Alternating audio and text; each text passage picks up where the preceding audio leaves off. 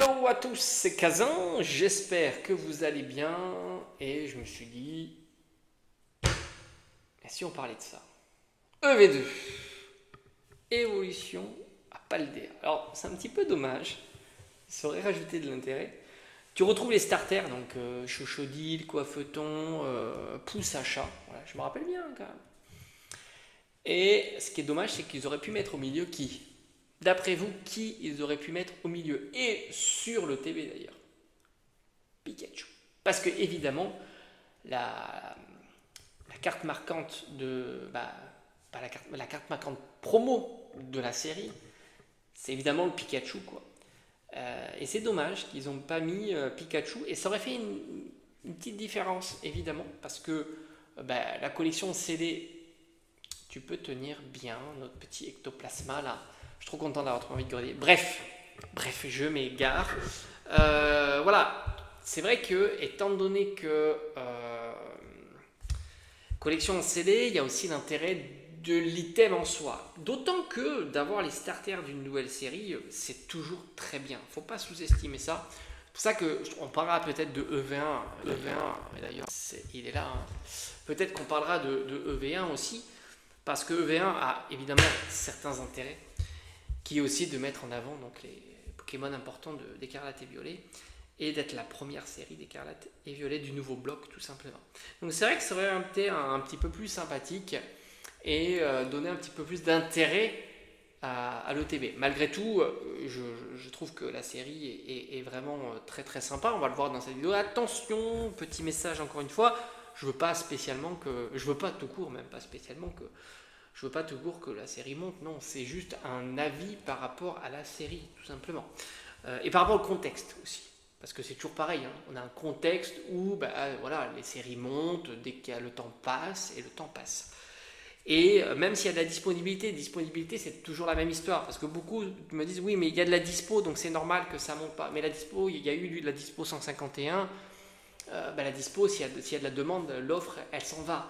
Il y a eu de la dispo 25 ans, oui, mais si la demande elle est présente, la dispo elle s'en va, et ainsi de suite. Tu peux toujours raisonner comme ça. C'est compliqué d'absorber la demande quand elle est très très très forte. Vraiment, c'est très très très compliqué. Lorsque la demande est ultra forte, c'est quand même compliqué. C'est quand même compliqué. Sur le temps en plus, hein. Là on parle de séries qui ont été out of stock quasiment quelques semaines après la sortie. Là, on n'est pas sur quelques semaines après la sortie, puisque c'est la deuxième série de Écarlate et Violet. Donc forcément, c'est la demande qui fait encore une fois la différence. Donc là, tu as des boosters que tu peux trouver certainement aux alentours de 5 € pièce, en scellé, je parle booster scellé, je parle toujours des items, on va dire, intéressants. Je pense qu'une display, ça doit être 140, 150 €, et une ETB, ça doit être 50 à 60 €. Voilà, le prix, on va dire, standard de ce genre d'item. Donc une série qui n'a pas bougé d'un iota. Alors, certains me diront c'est normal, elle est jeune, elle est disponible, etc. Mais encore une fois, elle a beau être jeune, elle a beau être disponible, si la demande est forte, ça part. C'est juste que la demande n'est pas forte, c'est tout. C'est pas une question d'être jeune ou pas jeune, c'est pas une question d'être disponible ou pas disponible, puisque toutes les séries ont été à un moment disponibles, évidemment, et je n'imagine pas qu'ils s'amusent à printer moins, plus, et ainsi de suite. Non, je pense pas. Alors déjà, regarde, quand on découvre ça, on est content quand même. Donc on va voir un petit peu les cartes qu'il y a à l'intérieur. Alors déjà, le TB, elle est intéressante, elle est très sympa. Une Pikachu promo, magnifique carte, mais je t'en ai déjà parlé. Moi, j'aime beaucoup l'évolution de Paldea. Encore une fois, j'ai même pas d'item scellé Paldea. Donc c'est ça qui est marrant. Ceux qui peuvent penser que je veux faire monter une série ou pas, je vois pas l'intérêt que j'ai, puisque évolution à Paldea, je dois avoir 3 boosters scellés sous blister, comme ça, ici, et c'est tout. C'est tout. Je suis même pas sûr d'avoir de tripack. Je suis sûr de ne pas avoir de TB. J'ai évidemment pas de Pokébox. Donc, évolution à Paldea, je n'ai pas de scellé. Voilà. Donc, c'est juste pour mettre les choses dans leur contexte. Hein, si j'ai envie que ça monte, je ne sais pas de l'intérêt que j'en ai, mais voilà. C'est vrai que beaucoup pensent, ou du moins certains pensent ça. Je sais pas pourquoi, mais. Et c'est pas dans les tuyaux d'acheter du Paldea. Alors je t'avoue que si je trouve en boutique un petit booster, je pense que, comme tu dis, quand tu as le précieux devant toi tes yeux, la tentation est plus grande. Un petit booster scellé individuel, je dirais panon, un petit Baojian. En plus, les illustrations, c'est vrai qu'on pourrait en parler, sont pas dingues dans l'évolution à Paldea. Ça, c'est un petit peu dommage. Les illustrations de booster de EV2 sont vraiment pas top. Je trouve même plus sympa EV1. Je crois que de EV1, tu avais le Léviator, je crois que tu avais les starters, là pour le coup. Il me semble, hein, vraiment, c'est ça. Donc je trouve un pas dingue. Alors qu'est-ce qu'on retrouve dans cette magnifique série? Alors pour moi, c'est une série très sympa. Et on va le voir pourquoi. Et elle est un petit peu singulière d'ailleurs. C'est ça qui est cool. Déjà, ça drop. Alors c'est vrai qu'on se plaint toujours, ouais, il n'y a rien qui drop en ce moment, mais là ça drop. Et quand ça drop, on n'en veut pas. C'est toujours le paradoxe. Là, c'est une série, c'est une chance sur 30 d'avoir une SAR. C'est pour ça que beaucoup te disent, bah, moi j'ai eu une SR dans une display, bah, c'est normal, c'est la cote. Alors je dis pas que c'est à tous les coups, certains pensent que c'est à tous les coups, moi je suis plus sceptique puisque d'autant ça serait si c'était le cas, si contrôler réellement la présence de la SAR dans les displays, ça serait il le mettrait sur le paquet, ne serait-ce parce que ça serait un argument vendeur. D'ailleurs on le voit dans les séries antérieures où ils mettaient justement ce qu'il y avait à l'intérieur des displays, ce qu'ils ne font pas maintenant. Donc voilà. Mais en tous les cas, tu as une très belle cote pour le taux de drop des SAR où on est, je crois que de mémoire, il n'y a eu que les 3 premières séries qui ont proposé ça et 151 plus récemment. Tu retrouves des X qui sont sympas. Franchement, le Baojian est plutôt stylé. Pikachu est magnifique. Regarde, on est content d'avoir un Pikachu non terra cristallisé en petite X. Franchement, c'est une pépite. C'est dommage qu'ils n'ont pas exploré davantage de format de carte Pikachu dans cette série-là. Mais ça reste une petite carte X qui fait vraiment plaisir à dropper. Donc certains pensent que c'est pas ouf parce que ce sont que des petites cartes, mais déjà c'est pas si simple à faire tomber. Individuellement c'est pas si simple. Souvent on te dit ouais mais individuellement la carte elle est hyper dure à faire tomber. Le Pikachu X individuellement elle est très très compliquée à faire tomber. Tu as 15% de chance d'avoir une X classique, une X. Hein. Donc tu divises par le nombre de X et tu verras que c'est pas si simple. Et pourtant elle vaut quasiment rien. Donc tu vois cet argument de dire c'est pas si simple, oui mais non en fait. Non. Ça marche pas toujours. Ça marche pas, voire même jamais. Donc qu'est-ce qu'on retrouve d'autre? Alors les petites cartes X, on va dire que c'est la Pikachu qui sort du lot, hein, évidemment. Après, tu retrouves les AR. Alors là, c'est la régalade. C'est la masterclass sur les AR. Il n'y a pas, je sais pas, mais cette série-là, regarde les AR. Le Scarino, franchement, un Scarino AR, c'est une masterclass. Magnifique. Après, on pourrait parler même de Poussacha, de Matoujon. Franchement, ce sont des très belles cartes. La scénographie est vraiment réussie. Un Brésilien magnifique. Le Nemelios, et franchement, Nemelios, carte incroyable. En plus, elle vaut pas cher. Cerise sur le gâteau. Petite carte qui vaut 3 fois rien. On continue parce que c'est évidemment tu as les starters, hein, donc Chochodil, Crocogrill ou quelque chose. Donc, oui, Crocogrill. Magikarp, bon évidemment ça tout le monde le sait, c'est pour ça que ça fait une série un peu singulière parce que tu as beaucoup d'AR. Alors les AR, tu le sais, ça drop hein, 8-9%. AR random, ce qui fait 1 sur 500, je crois, 400, 500 pour une AR en particulier. Il y a énormément d'AR, ça drop. Une en particulier, c'est compliqué, mais ça c'est comme tout en particulier. Et tu as quand même des gros AR plutôt recherchés, comme ce Magikarp, bon, qui a fait des montagnes russes, mais ça reste une grosse carte. Ça reste une carte très singulière. Il y a eu d'autres blocs, enfin d'autres séries qui ont fait pareil, mais c'est quand même pas si commun. Maril est très jolie, Coiffeton est très sympa.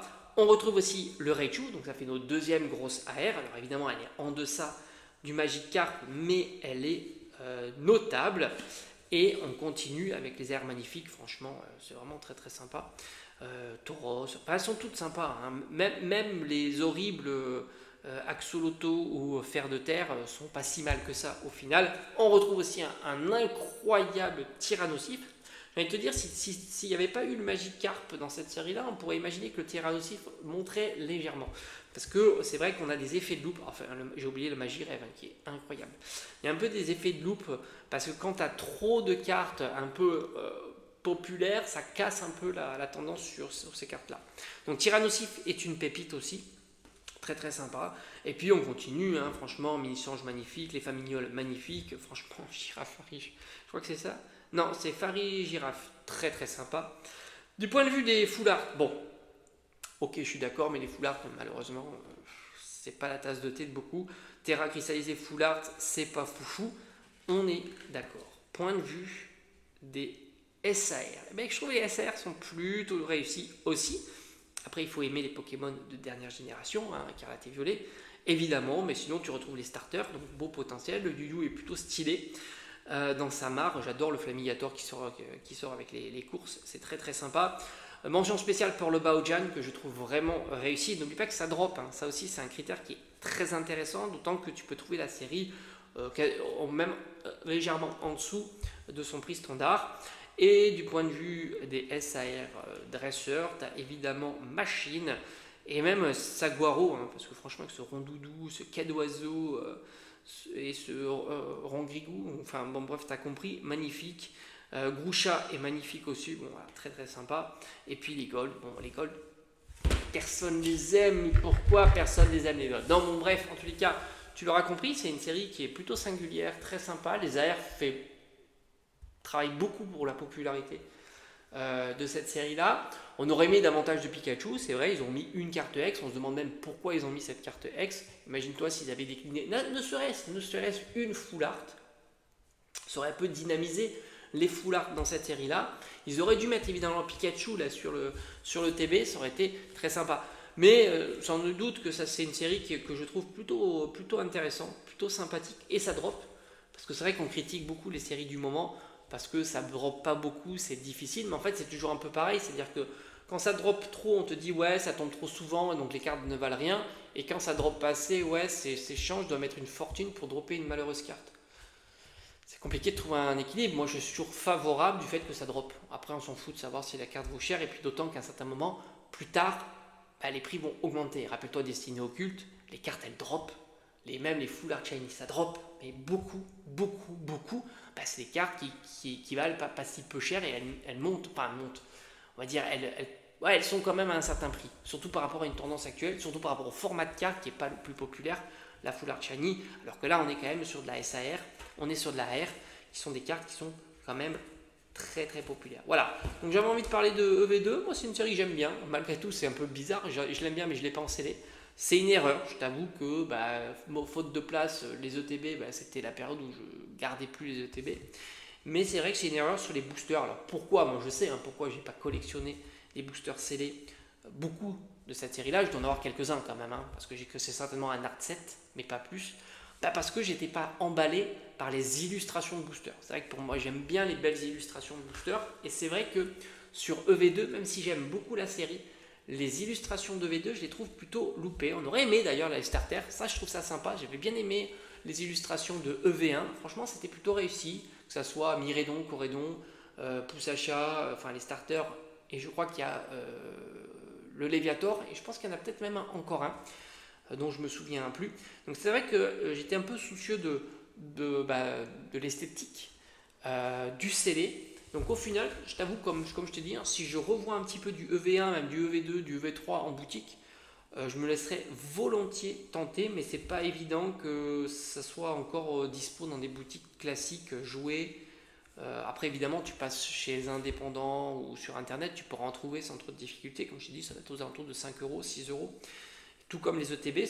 Alors évidemment, si je vois une ETB, je ne l'achèterai pas parce que j'ai pas de place et j'alloue la place à EV8 et puis j'en garde pour les prochaines séries. Parce que ça pourrait être intéressant de voir quelles sont les prochaines séries qui vont être mises en avant. Mais c'est vrai que si j'avais de la place, oui, elle trônerait dans ma collection de TB, tant elle est vraiment sympa, mais comme EV1 et EV3, tu vois, c'est vraiment des belles ETB. C'est vraiment des très très belles ETB. Je trouve un petit peu d'ailleurs, je les trouve plus sympas que les ETB comme Faille Paradox, Force Temporelle, tu vois, au final. Bien que certaines ne sont pas si mal que ça. Mais ouais, je les trouve bien supérieures quand même, malgré tout. Et puis bon, évidemment, par rapport à Mascarade Crépusculaire, à 6.5, on n'en parle pas, même si Terrapagos, je l'aime beaucoup. Le TB Terrapagos, je le trouve plutôt très sympa, très joli, avec en plus la carte Noirfang qui est vraiment très sympa, et en plus à 40 balles, j'ai envie de te dire, c'est plutôt cool. Voilà. Bref, on a fini pour aujourd'hui, et on se dit à bientôt.